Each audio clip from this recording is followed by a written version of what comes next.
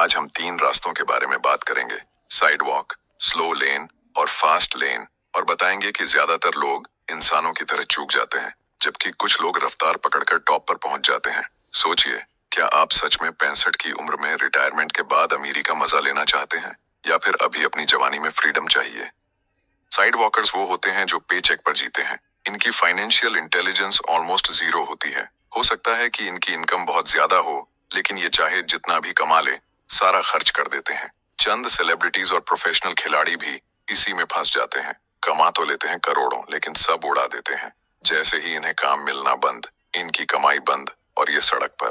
कुछ पुराने एक्टरों की गरीबी या किसी नेशनल लेवल चैंपियन की दयनीय हालत इसी का उदाहरण है। साइड वॉक वालों के पास न सेफ्टी नेट होता है, न बैकअप प्लान, और न ही ये किसी स्किल पर फोकस करते हैं। बस आज का दिन काटना है, कल का क्या होगा कौन देखे। सोचिए, अगर कल ही आपकी इनकम का सोर्स रुक जाए, तो क्या आपके पास प्लान भी है?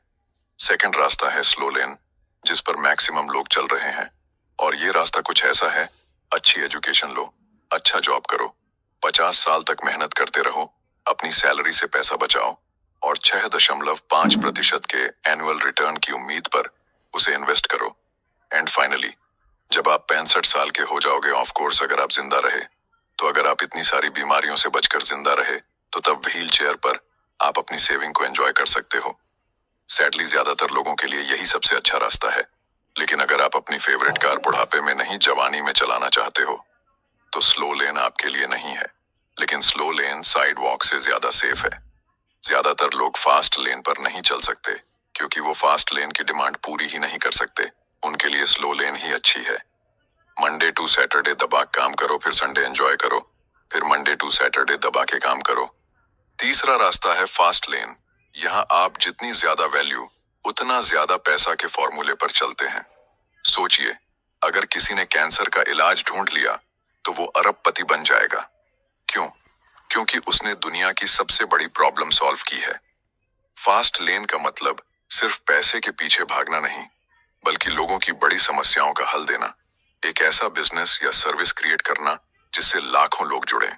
अगर ये इतना आसान लगता है, तो फिर ज्यादातर लोगों के लिए स्लो लेन ही अच्छी क्यों है? क्योंकि ज्यादातर लोग इस काबिल ही नहीं बन पाते हैं कि वो लोगों को अच्छी वैल्यू दे सके।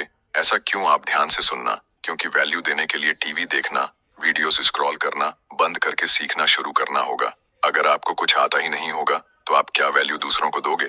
कपिल शर्मा का शो देखकर, या यह जान लेने में कि लास्ट ईयर इंडिया किससे मैच जीता था, आप क्या वैल्यू दे सकते हो? सोचो, जब आप टीवी देख रहे थे, तब सेम ओल्डमैन चैट जीपीटी बना रहा था। कॉन्सेप्ट आपको समझ में आ गया होगा। जितनी ज्यादा वैल्यू आप जितने ज्यादा लोगों को दोगे, उतना ज्यादा पैसा आपको मिलेगा। इसी तरह मुकेश अंबानी इतने अमीर हैं, क्योंकि उन्होंने करोड़ों लोगों को इंटरनेट ऑफ टेलीकॉम देकर ज्यादा वैल्यू दी। आपका काम है सीखना, अपनी स्किल को शार्प करना, और दूसरों के लिए वास्तविक हल निकालना। यही फास्ट लेन का रॉकेट फ्यूल है। तो इन तीन रास्तों, साइड वॉक, स्लो लेन और फास्ट लेन में से कौन सा चुनेंगे? साइड वॉक आपको कंगाली के खतरनाक मोड़ पर छोड़ देगा। स्लो लेन आपको रिटायरमेंट के बाद सुकून देगा। बट फास्ट लेन ही वो रास्ता है जहां आप जवानी में बड़े सपने पूरे कर सकते हैं, बशर्ते आप वैल्यू दे सकें और लगातार सीखते रहें।